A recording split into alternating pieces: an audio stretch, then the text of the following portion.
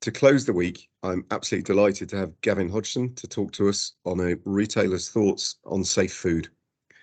Gav's got a long and extensive experience in agriculture, processing and retail.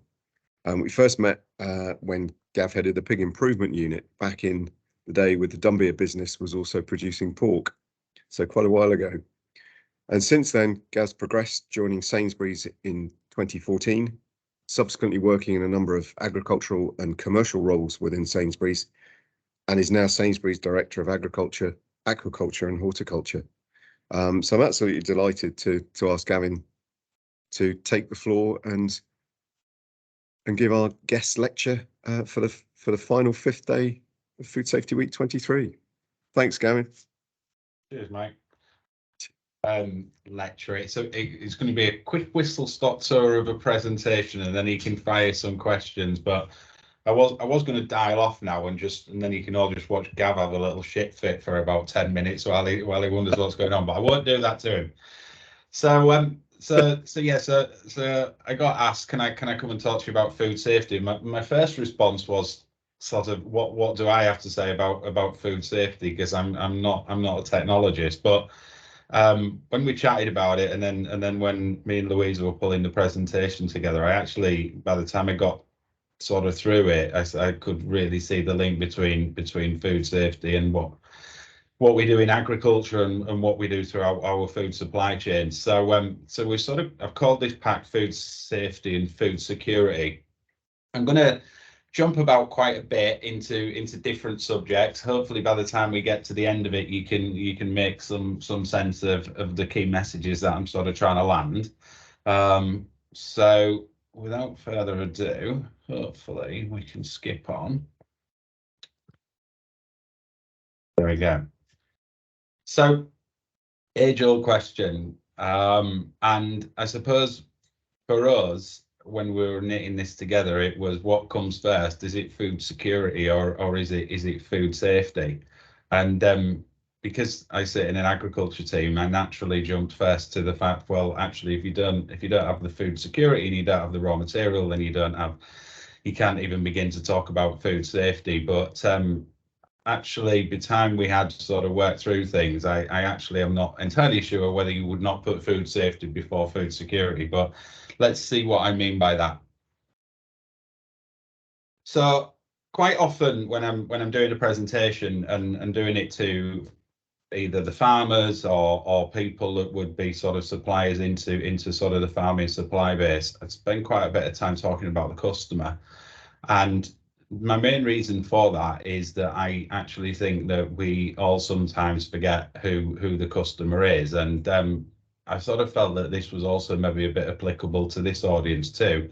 I appreciate it's quite a broad audience, but what do we mean by it? Well, I think for me, after working on farms, working in processing and working in retail, I think the one thing obviously for us to all remember is the customer for us is the person that buys our product. Whether it's the product that we produce on a farm, in a factory, or from a retailer shop, the customer is the person that's buying the product. And I remember sort of looking at the customer when in my days of working on a farm, that would be the person that was coming and buying the pigs or the cattle. And then equally when I worked for Dumbia, the customer was Sainsbury's, and I would look at that really differently today now, and I would look at the customer, all of our customers being the person that buys the product. And they're obviously quite diverse, and apologies if there is anybody from Customer Insights on here, because I'm about to do a really crude job of something that you guys make a really good job at, something that's very complex and making it quite straightforward. I think, for me, 10 years ago, a customer was somebody that was all young, male, female, had money, and then people that would have the less money. And the reality is, today, we're serving tens of different types of customers, male, female, rich, poor, but equally young, old, and people that live in the north and the south and have different, nutrition agendas, have different welfare objectives about when they buy meat, etc., etc., and the list goes on, and that list continues to grow.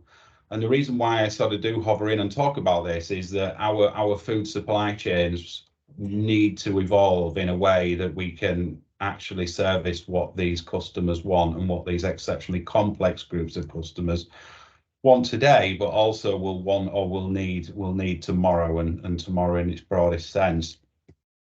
So we take a huge different group and number and data points from our customers, and then we work out what are we going to do with all of that, and what products therefore would we launch, create, or need to work on, and a lot of this stuff quite a few of you guys would be super familiar with. But I suppose to bring it back to a large proportion, none of this really happens unless we have some sort of agricultural sourcing. That doesn't have to be meat.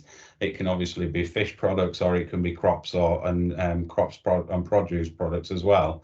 But for me, the foundation of that is the agriculture sourcing. If we get that bit right, then we can start to sort of service what the customers or what the developers, etc., would like us to do. And then to slightly sort of move on to a bit of a different subject. So supply versus consumption. So spend a lot of time talking about supply, whether it's what lambing is going to do this year, whether it's what the pork price is doing, etc., dairy. And then eggs, and I'm going to talk about eggs as if we haven't spoken enough about eggs over the past number of months, but I am actually going to talk about eggs as quite a good example. So we talk an awful lot about supply, and then we talk in a very, very different conversation about consumption. And it's something that I would be really keen as our business, and then as some of the wider and the broader conversations that happen around our world, that we start to join these two bits of the conversation up. So if we take this in a sustainability lens, obviously we've got a massive need and a massive drive to improve sustainability at a very macro level. We've then got a drive around human nutrition, and that's not what people think they need to eat, but it's what certain groups would think people should be eating from a nutritional point of view. And then at the same time, then we've got this conversation going on around what is the supply base doing, whether it is in what it is economically set up to do, whether it is in what the weather allows it to do, etc. But we have all of these conversations in three different silos. So we've got supply, we've got consumption, what people are buying, and then we've got another conversation going on around what people should be eating. And what we need to do, and what we, in my view, is to start to bring all of that into one conversation. And I think that is a massive challenge for us in our industry. But I think until we do that, then we're going to find it very, very difficult to solve some of the problems that's ahead of us. So that's bringing the supply and the demand or the consumption conversation together. So what affects supply?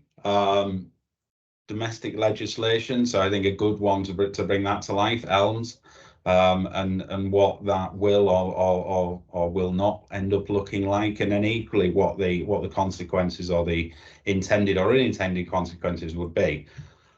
Obviously, the economics.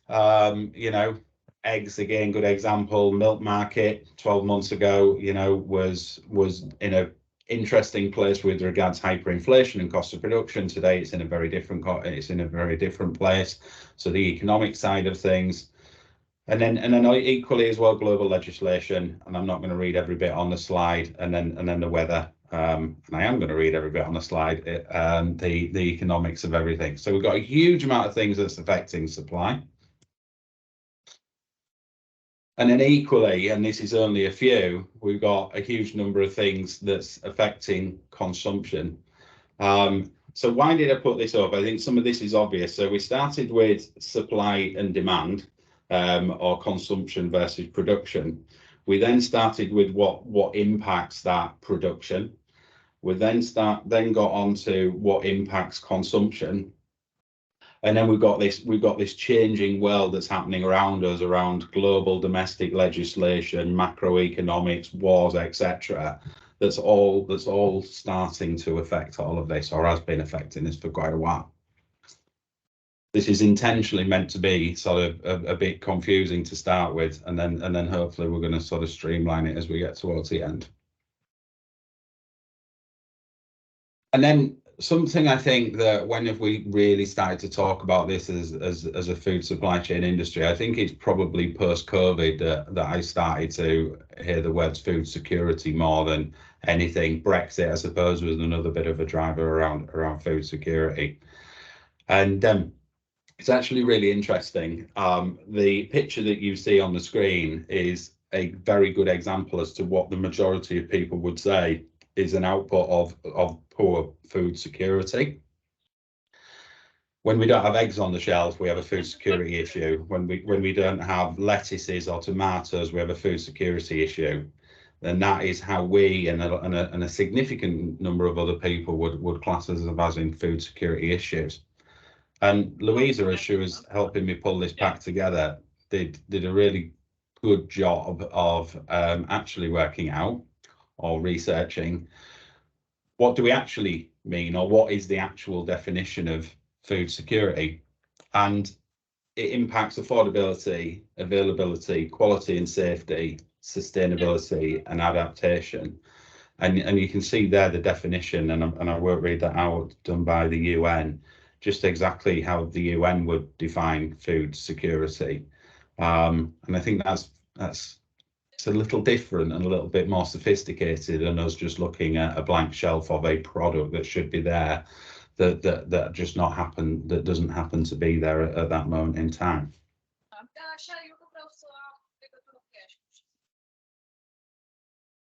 And then similar, of the things that would be affecting security, similar to the things that would be affecting the consumption, that would be down in the bottom left: hyperinflation, wars, diseases.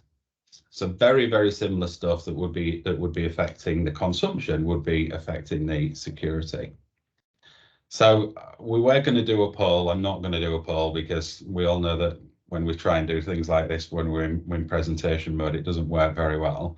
But I was actually quite blown away just where we sit in the UK from the Global Food Security Index. And I'm not so sure if other people are quite aware of this, but we would sit ninth in the Global Food Security Index, and that was definitely something that I would not have guessed. And there's some quite interesting reading that would sit behind that as to why we would sit where we would sit. So we know we have a bit of a challenge. We know we've got a changing consumer landscape as to how people buy, how people shop, what they can afford, what they can't, what they would like to buy, etc.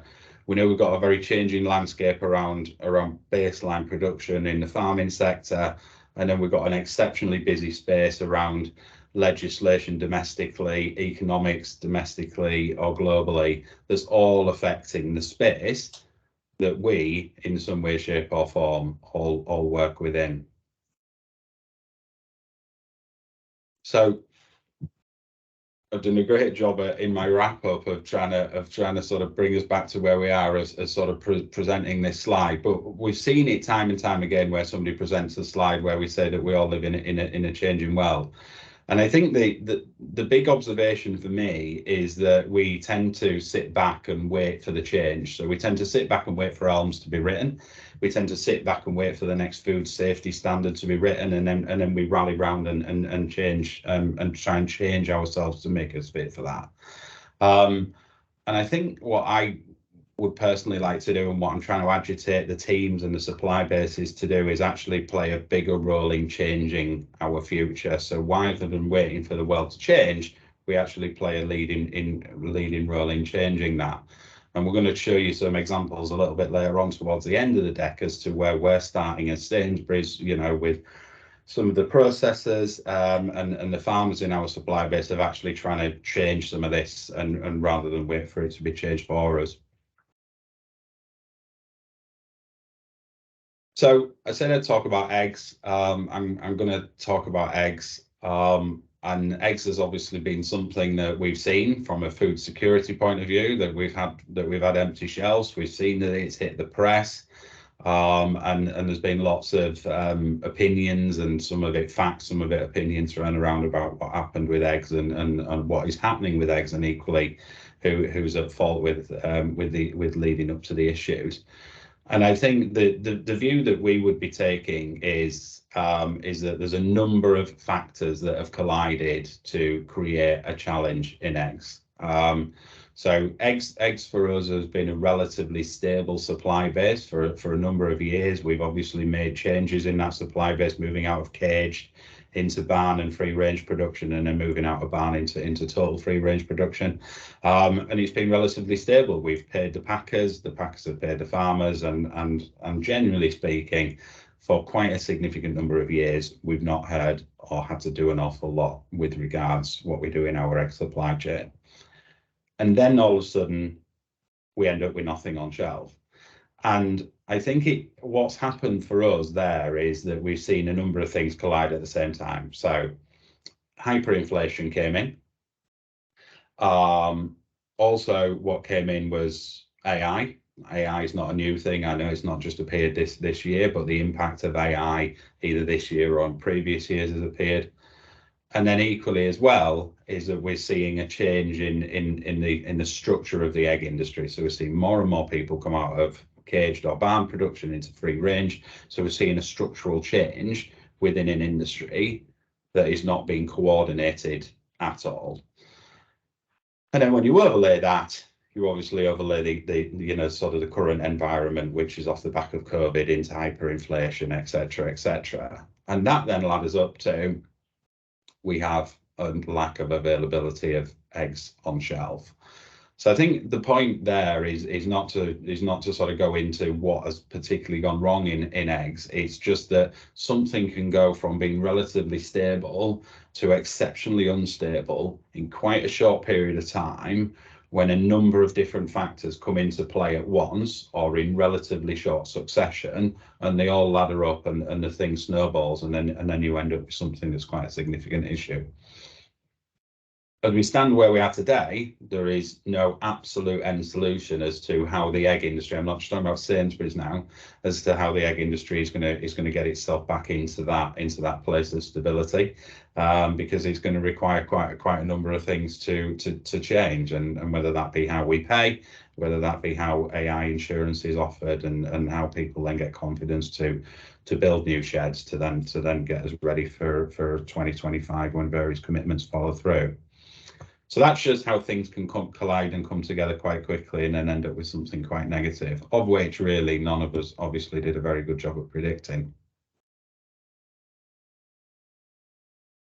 So to come back to chicken or egg, to answer my own question as to what comes first. Well, where I got to was that actually, if we don't have food security, we don't really have a raw material or products or something to talk around from a food safety point of view. However, what I would say is that now I sit in the technical leadership team, there is definitely instances, and ironically eggs are one of them, where we produce a material on farm that by the time the customer gets it, it is not significantly different from what it is when it's produced on farm. So there is some food safety questions around things like eggs, things like milk, where you would be going all the way back to farm from a food safety point of view and working it all the way through. Equally, I know Gavin will be telling me that there's examples like salmonella and things from an animal point of view as well. So, and then to sort of think about, right, okay, so what do we do? So Gav's done a great job at the beginning of making it all seem really confusing. It's a really busy landscape. There's lots of things changing. It's very, very difficult to fully take control of global economics. That's quite a tricky one. But what can we do? And and this for me is the thing that quite a few of you maybe on this call will have heard me over the years talk about. It's the thing that I would think I will probably continue to talk about for probably a large proportion of my career, and it's around how we structure our supply chain. And our supply chains, and if you think about eggs evolved and was in a very, very settled position. It was around producing eggs relatively cheaply, selling them cheaply, and moving them through a pretty high volumes. That's not that dissimilar to nearly all of the other meat, agri-food supply chains that we have. And they've developed and evolved over the years, and they're very linear. The farmer produces the animal or the products, processor comes and buys it, packs it, breaks it down, and then sells it onto a retailer. The reality is that model in a number of areas is probably not the model in which we will deliver or make ourselves more secure from a resilience point of view, or more secure from a food security point of view in the future. And we've seen over time that the model is moving to something that's more complex. People, who've been in this industry for longer than me will find themselves today talking to people and having meetings with people that 10, 15 years ago they would have never even known about, let alone thought that they actually don't need to have a meeting with them. And today we find ourselves that we're having meetings with those people. So, if you look at our world today, we would have meetings with vets, we would have meetings with drugs companies that are no longer thinking about producing drugs, they're thinking about producing alternative medicines for animals. We would have meetings with feed compounders. We've had a meeting this week with Alltech on a carbon tool. 5-10 years ago, we would have never have even sat in this chair and sort of thought about having those meetings with those people. We would have quite simply been coming and talking to the processor or talking to the farmer. So the supply chains are no longer going to be a chain. They will be quite a complex web where there is an awful lot of interdependencies that would sit within the screen that you see in front of us. And we're all very, very reliant on everybody being successful, and equally not just being successful but pulling in the same direction. So moving from a chain to a web. So what are we doing differently? What's our bit that we're doing, how we're chipping in to try and make things not just better for Sainsbury's or the customer, but better for everybody in the supply chain? So where does it start? Well, it starts with our strategy. Some of you will have seen this, others not. So Simon is obviously in his second year of being CEO with the second year of the strategy, and it's called a food first strategy. I always feel a little bit silly when I present that, because we've always been a food business in my mind, but I think it is fair to say that we've lost, or we did lose sort of the focus on food. So food's come back to the heart of the business. I think for those of you that were involved or saw anything from a Christmas point of view from a Sainsbury's, you can see how food's playing a bigger role in the overall business. So we take food first as a corporate strategy. We then pull that into Plan for Better. That's our environmental and sustainability strategy.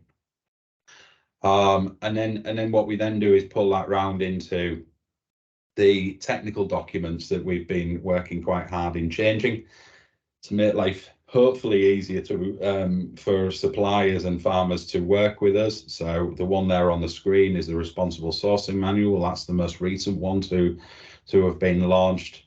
And then we pull that back round into the agriculture team purpose.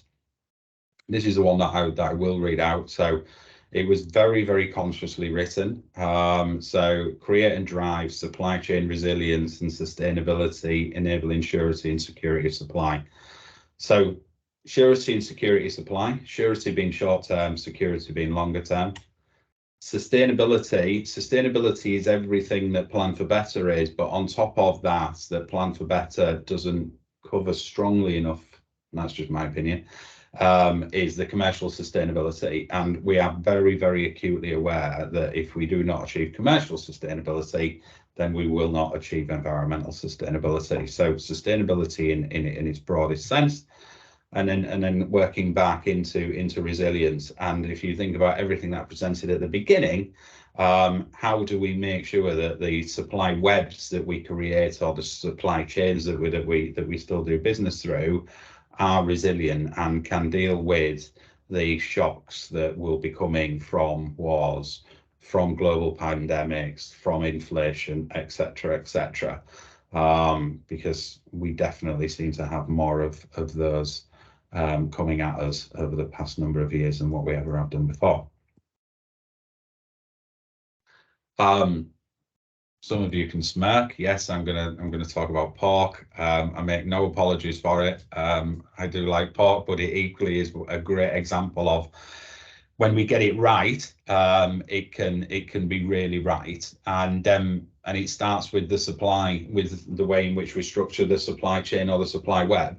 It's integrated. We have conversations end to end beyond, or before pre-farm gate. So we've got the structure, we've got the vehicle to have those conversations. We understand the customer and the selling proposition, and we worked exceptionally hard once we had that supply chain in place to develop a product that was going to be the best quality pork or premium pork offer in the market. We achieved that. We've won a number of awards for having the great tasting pork. We have achieved a payment model all the way through the supply chain that has reduced volatility. It's given more financial stability. We've generated a ring-fenced supply base that is better positioned to react quicker to what's going on in the external world. So leading on supply chain and sustainability initiatives, leading on some stuff around traceability, etc. How does that then all push its way through? So over the 5 years, but definitely over the last 3, the volume and value market share, particularly the volume, has increased. So we've recently taken, or it's not that recent now, it's a good number of months ago, we've taken #1 volume market share for premium pork. 5 years ago, I think we were number 3. And getting from number 2 to number 1 was exceptionally difficult. And we've done that on the back of having the right product and then everything else that sits with it. So we've taken that, we've taken the learnings from that, and we're pushing that through into different supply chains. Integrated beef, a lot of you would know about this. We're a long way through setting up an integrated beef scheme for premium beef. There is definitely conversations and thinkings for us about what this would mean for the rest of beef and core beef. But our primary focus has been sitting around that premium beef as well. That's been exceptionally difficult and continues to be exceptionally difficult. But that's what we're doing in beef. And then more recently, we just made some big changes in our chicken supply base. So first 10-year contract for Sainsbury's. Massive changes in welfare standards across the board for not just premium chicken, but this was actually for core chicken, and really then sort of starting to move down that partnership, alignment, long-term contracts, etc. I could go on about some of the stuff that we're doing. It doesn't just sit in pork, chicken, or beef. There is obviously examples that we've done over the past in dairy. And then there's examples of stuff that is changing or has changed in some of the produce areas as well. But the key bit is that we are trying different stuff. Some of it is working, some of it is not, some of it needs to work in order to hopefully help us all in the future. So I suppose the question and the bit of food for thought for 3 o'clock on a Friday afternoon is, if you really super step back, if you think about everything that we've gone through in the deck, the busyness, the fact that we need to take some of the control of our own destiny and we need to change the future rather than waiting for it to be changed for us. We need to think about the fact that the customer is not Dawn Dunbier serving Sainsbury's, the customer is the person picking the product up. Then what needs to change in your bit of your world, of your business, in order to help everybody in the agri-food supply chain stand up to the challenges of the world and the changing world today, but equally, Lord only knows what the challenges of the world and the changing world will be in the future. So that's the food for thought. That's the bit that everybody can take away and have a little think about, and that's all she wrote.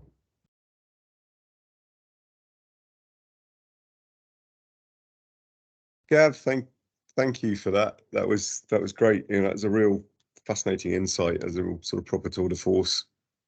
You know, lots and lots to think about. And you would ask the right person for today. Just before I sort of throw the floor open for some questions, etc. Just quick comment. I was particularly impressed that you very neatly managed to join the start of the week to the end of the week. Because on Monday, we had Temple Grandin was talking about a spider monster in Lairidge's, and you managed to provide the supply web for the spider monster to live on. So I think that was very well done. Yeah, there you go. Thanks, Gav. Look, there's a few questions, but to kick off, Brian. Hi, thanks, Gavin and Gavin. I'm traveling at the moment, so apologies if my reception is poor.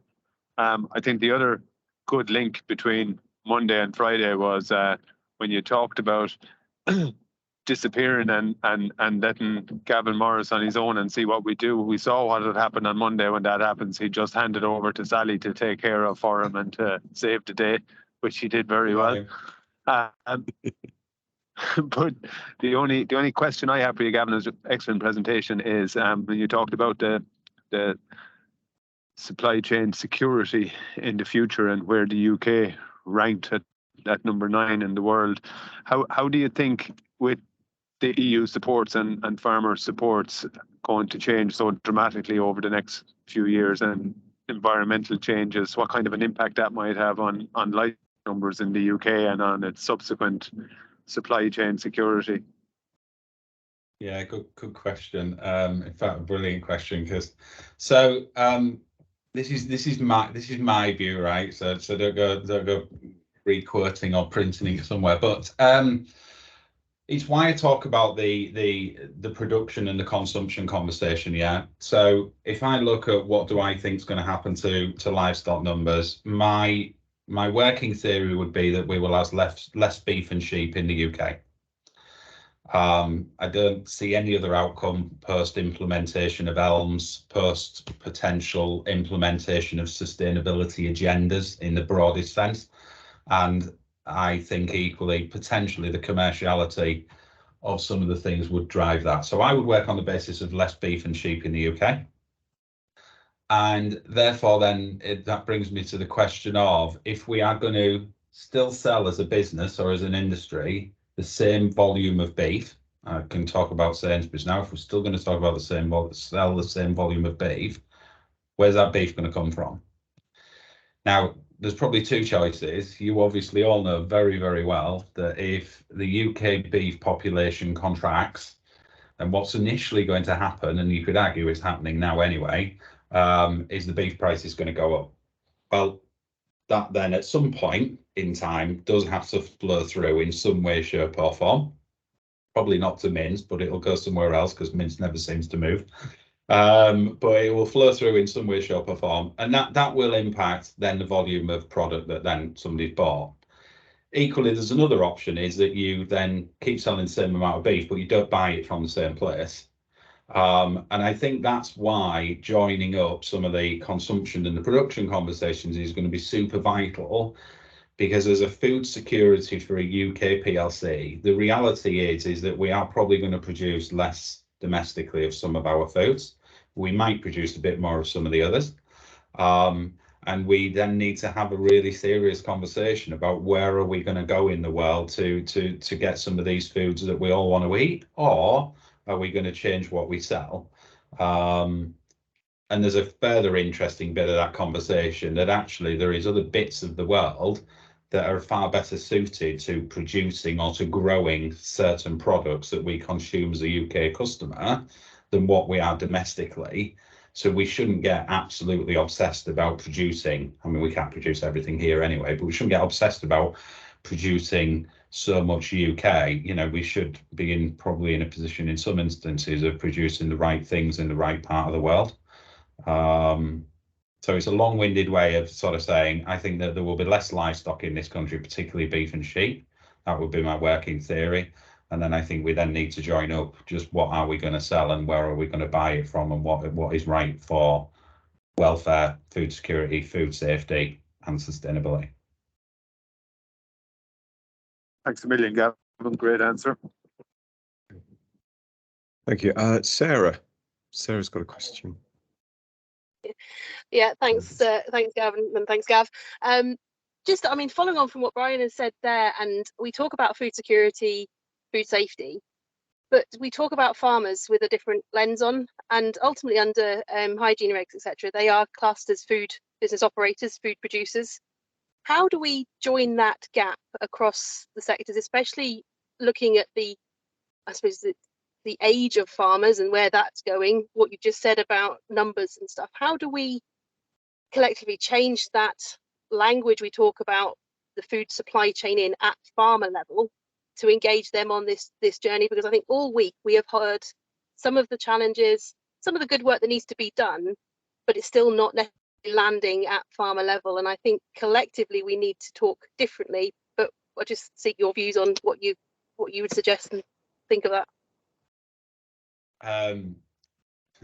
There's what I would suggest, but then yeah, I mean it's a good shout. Yeah, so I think so there is a food safety element, obviously, as in a farmer is producing food, but I think the bigger bit of the question is how do we get the farming supply base to change and evolve arguably quicker than what it does, certainly in some sectors.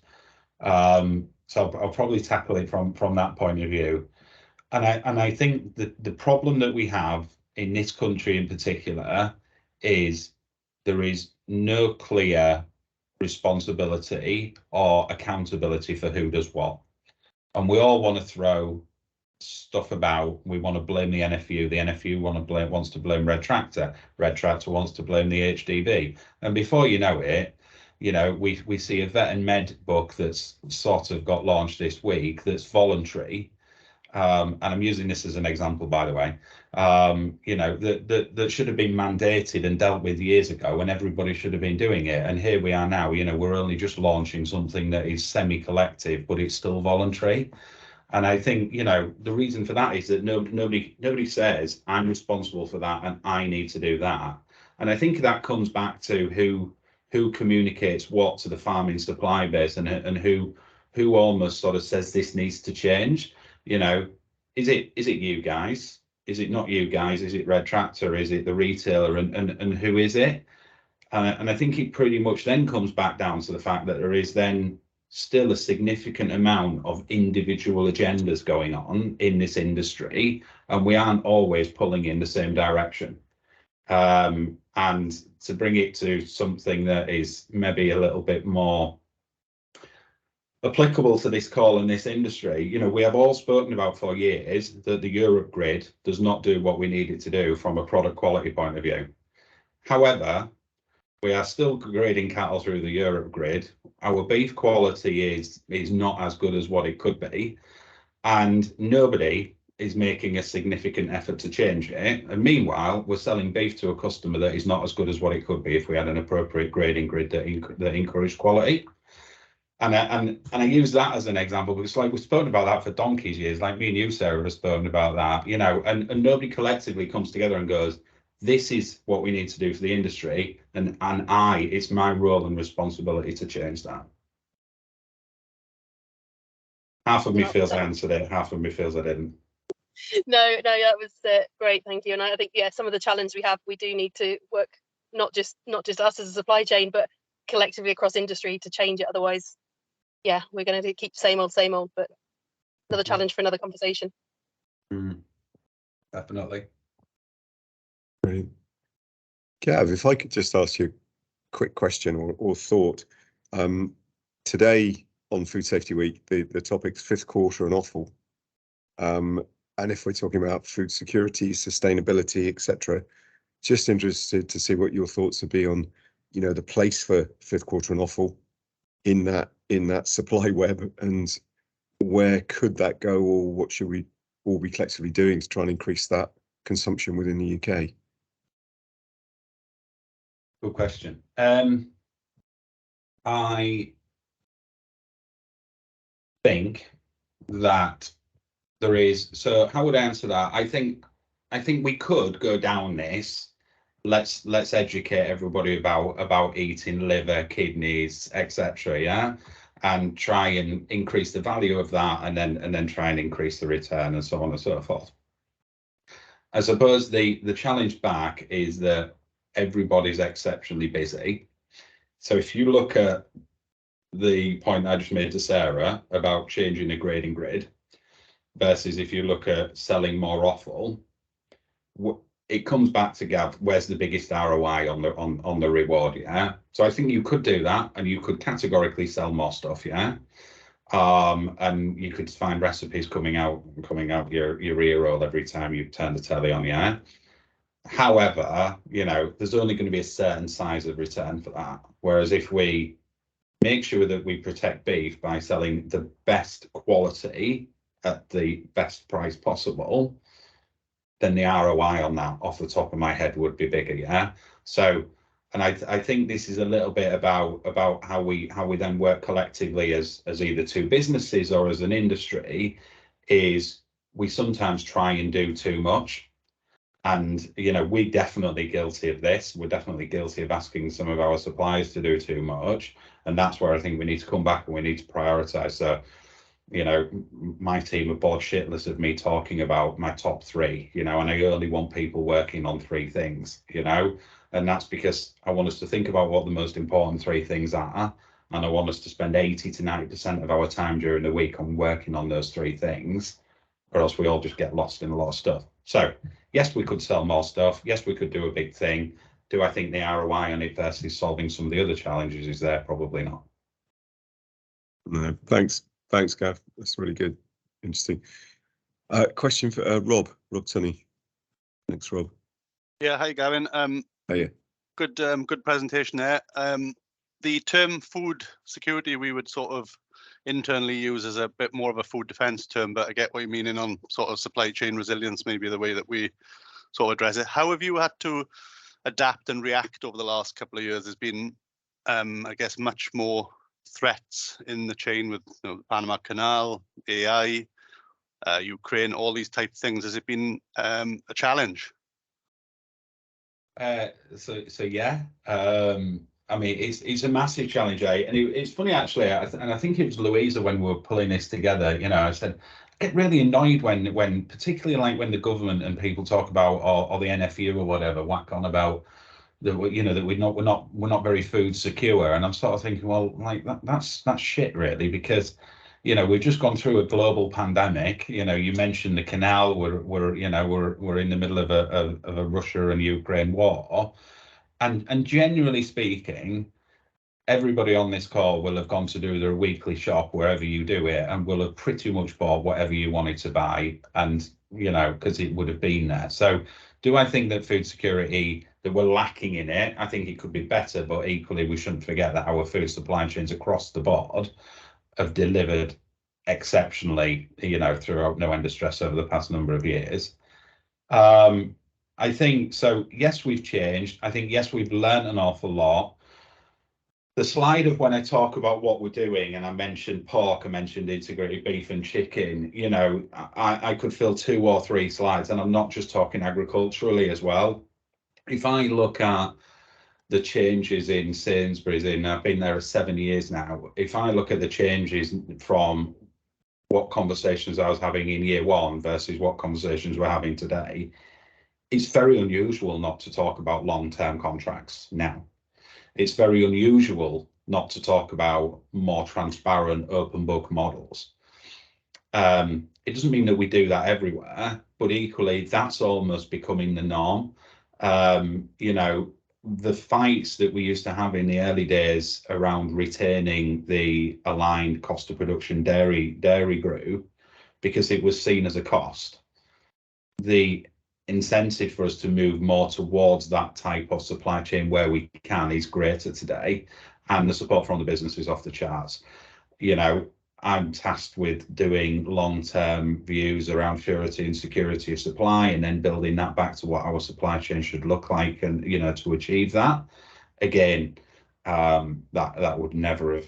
I mean, honestly, I think I would have been sacked if I'd have said that about 7 years ago. So So the business has changed. The business has learned an awful lot over the last number of years, and without a shadow of a doubt, I think you've got a lot of very different conversations going on in this business as a result of that. Thank you. Thanks, Gav. Sally. Yeah, thanks. This ties a bit in with what the other Gavin 1 or 2, I'm not sure which one ranks first, but what one of you was asking about before about promoting awful. You spoke about the importance of remembering the end customer. And I'm wondering, when you're coming up with areas of focus, like the 3 things that you were saying, or new initiatives, how much of that is based in what customers say they want compared to what you as a business think is important areas to be focusing on? Yeah, great question. And thank God I've started to pull another presentation together. So I'm going to hopefully give you a really good answer. So pulling a presentation together on innovation, and one of the bits that I came across in some of the stuff that I was reading was that if your customer's telling you that they want something, they're telling everybody else that they want that thing as well, i.e. all your competitors. So where do you draw the line between being innovative and giving the customers what they're telling you that they want versus preparing a supply chain to give a customer what you think they're going to want? And whether that's based on what you know, or whether it's based on what you think they're going to ask you for in the future. And Judith always presented a really good slide, which is, you know, if customers knew what we knew collectively as a group, what would they be telling us that we should be doing or that they want? And I think we should hold that in mind. So, but look, it's a really fine balance, yes, because sometimes, you know, and there will be examples in this business where we've gone too far forward, and it's failed because the customer isn't ready for it, and you know. Hopefully next week is not an example of it for those of you that are aware as to what's happening next week, because you will be involved in it. So and then you've had to come back, and then what we've done is we then 2-3 years later we've brought that same idea back out, and it's gone down, and everybody thinks it's brilliant. So my answer is, I think it's a balance. I think historically we've been in a place where we've probably given a customer what they're almost asking for. I actually think in the world of sustainability, nutrition, what can be produced, I actually think we're going to move more into a world of probably giving a customer what they're not necessarily asking for, but more what they either need or what we actually have the ability to produce or should be producing. Yeah, great, thank you. That's a fascinating thought and insight, Gav, that one. I think that's quite. It's not bad for 10 to 3 on a Friday afternoon, is it? That's not bad. That's not bad at all. Not bad at all. But just seeing if there's any other questions from the floor for Gav this afternoon. If there's not, Philip, please. Hi, Philip Talon here. Gavin, thanks very much for that. Just interesting, your point on the Europe scale and the whole meat quality aspect of that, which I'd agree with you in a large amount, in a good way on it.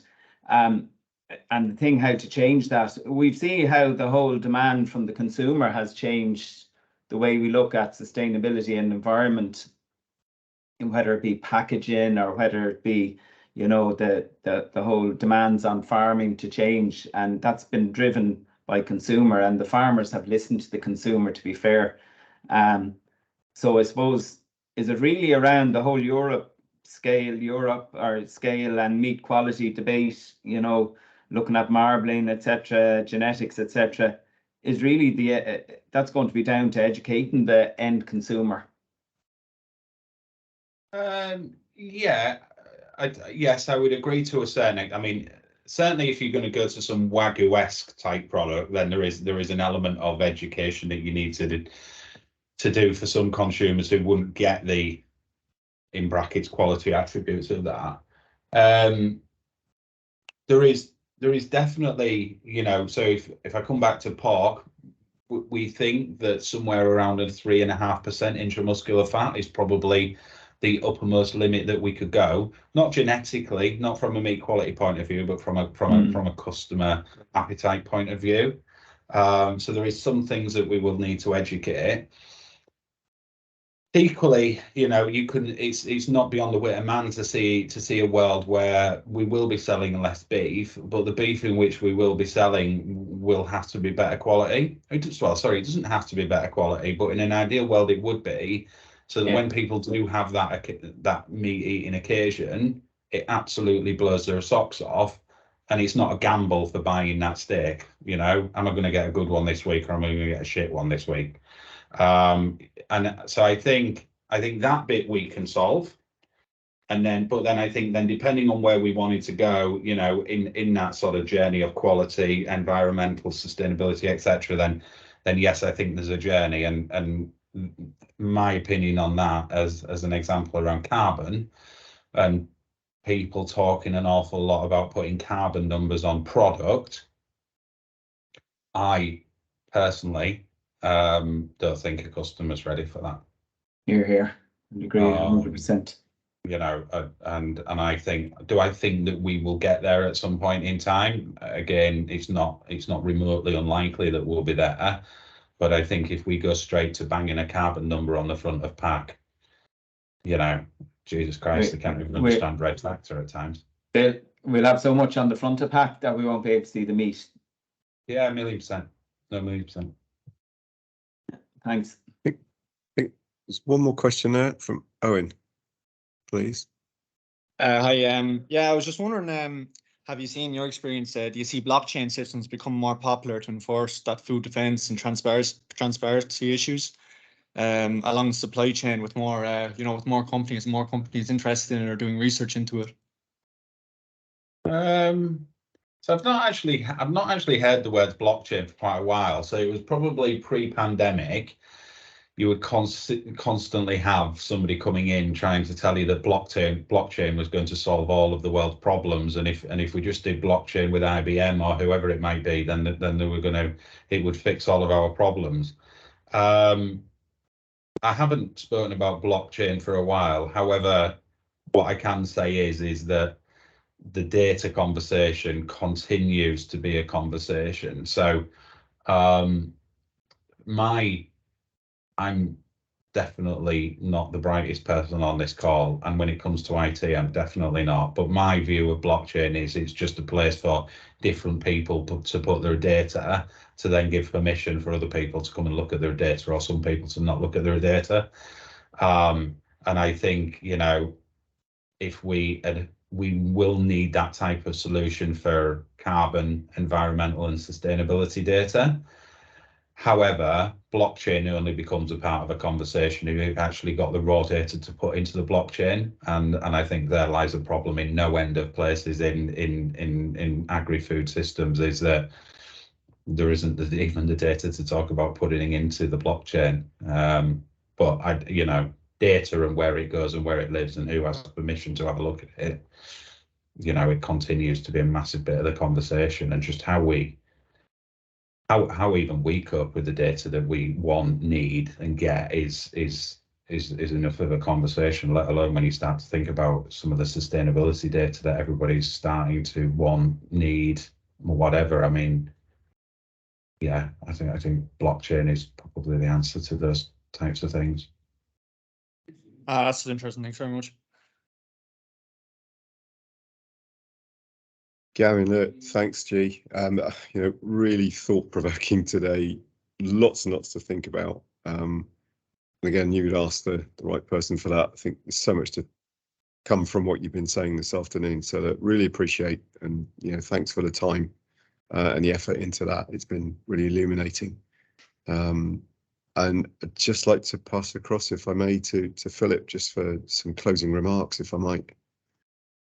Yeah, no, thanks, thanks, Gavin and Gavin. And I'm with you all the way on blockchain. Confuses the hell out of me. The meat industry is a simple business. We need to keep it simple, and the consumer needs to have confidence in our product, is what I'd say on blockchain, rather than confusing them all the more. Look, on a personal note, and on behalf of the I think there's approximately 180 odd people on this call this afternoon on a Friday evening. I'll have to go and check the boning halls now and see who's left there. But I would like to thank you on behalf of the team for the great presentation. Actually very interesting, and hit the right points when we're all tiring on a Friday. I just kick off on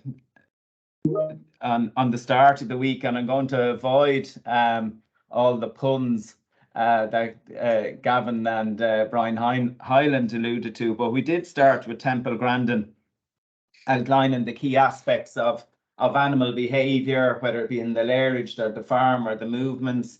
And during the week, we followed up with animal welfare from Chagas.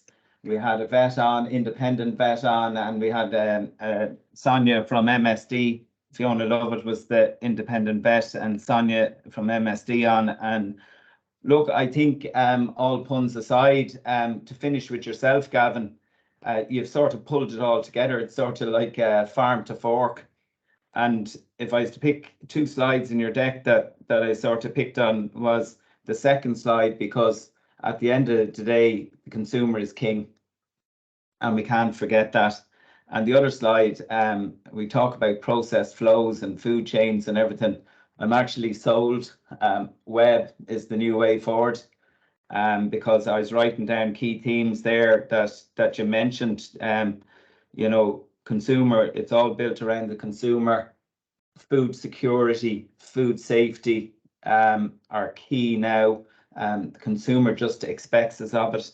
Environmental sustainability, you know, they're all what's demanded of us today. And for us to do that, how we're going to lead is what you alluded to in the different programs, particularly around the pork, etc., is innovation, change. We have to continually change. We have to be proactive in that.